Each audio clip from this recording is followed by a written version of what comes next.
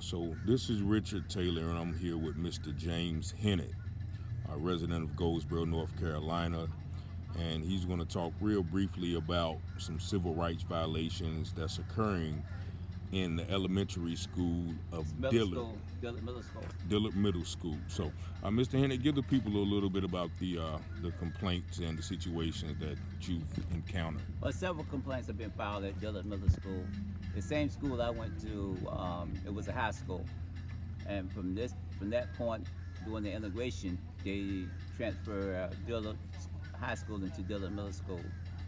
The complaint that I have is that we filed 7 complaints with the interim superintendent for Goldsboro, Wayne County, and his name was Michael Petty.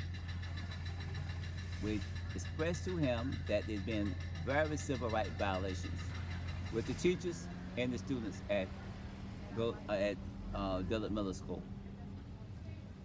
The first was the principal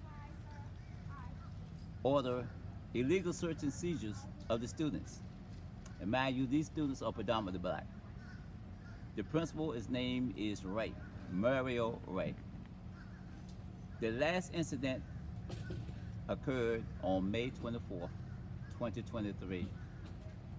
And a young child coming to the school in the 6th grade came to school prepared that morning to take the intergrade test. She was walking down the hall and she was chewing gum. The principal ordered her to spit out the gum. She went past the principal into the classroom and sit down at her desk. The principal went behind her and told her that she had to spit out the gum. He became enraged and he told all the students that was in that classroom to move across the hall.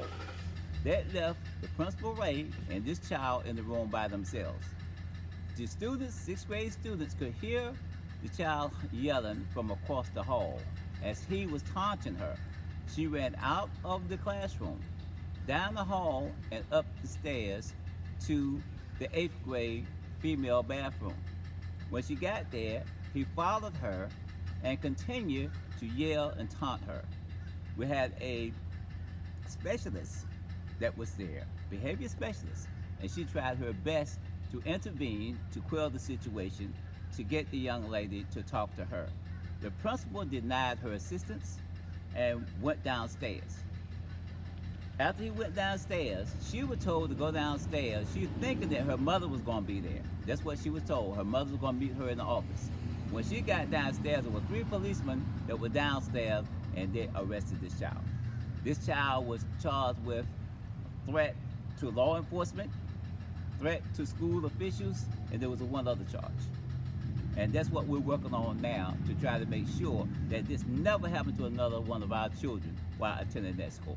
So when you did file the complaint with the interim superintendent, what kind of response did you get? Oh, he was enraged. He was supporting him. She said that this would have never happened if this young lady had to follow instruction. That was his response.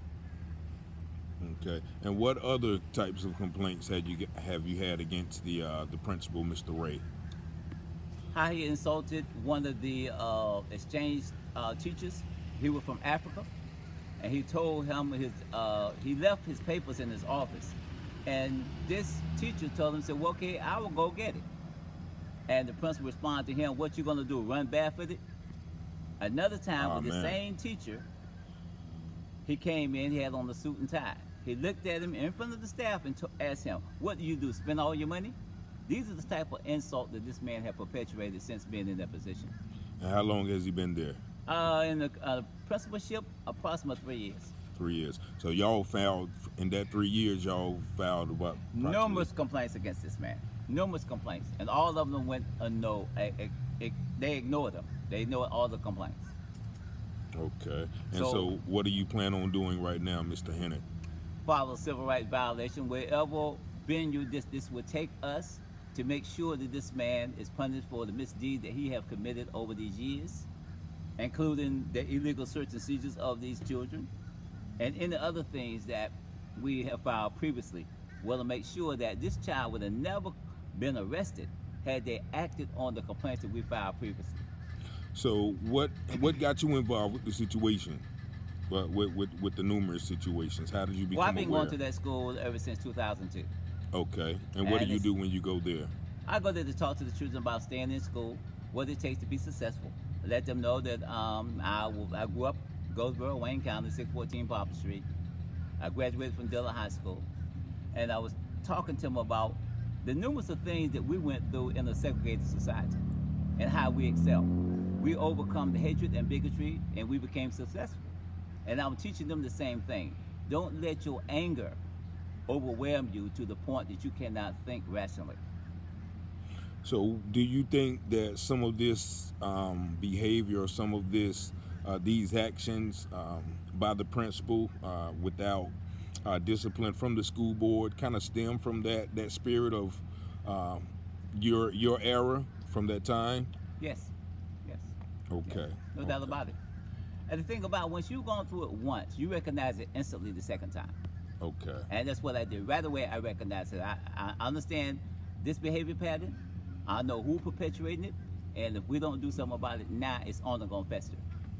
Okay. I don't want these children going back this new school year, especially the children in the 6th grade that witnessed this last year, and then to go right back in that school under the leadership of this principal. I can just imagine how stressful that's going to be for these children. And that situation that happened in May with the young 12-year-old girl, what is the court litigation or the courtroom situation as of now? I don't know what it was. I went down to the juvenile court along with my brother-in-law, and there to support her, and they would not allow us in the room. Wow. They would only talk to the mother and the child. Okay. All right. Well, I certainly thank you, for your interest and your concern and your involvement in these situations. I'm pretty sure you have my information, so please keep me abreast of the situation. I commend you as well. From my understanding, you spent 37 years in the federal law enforcement? 27 years. 27 years. 27 years in federal law enforcement. I spent 2 years and 11 months in the United States Marine Corps. I'm a Vietnam veteran. I was wounded in Vietnam. So, okay, well, that's my history. I definitely might want to bring you back, Mr. Hinnant, to talk about those experiences as well. So I thank you. I'm not going to hold you any longer, but we're going to be bringing the people some more information about Mr. Ray, the principal, but also some more actions about what's going on at Dillard Middle School. But thank you so much, and thank you all for tuning in. Thank you.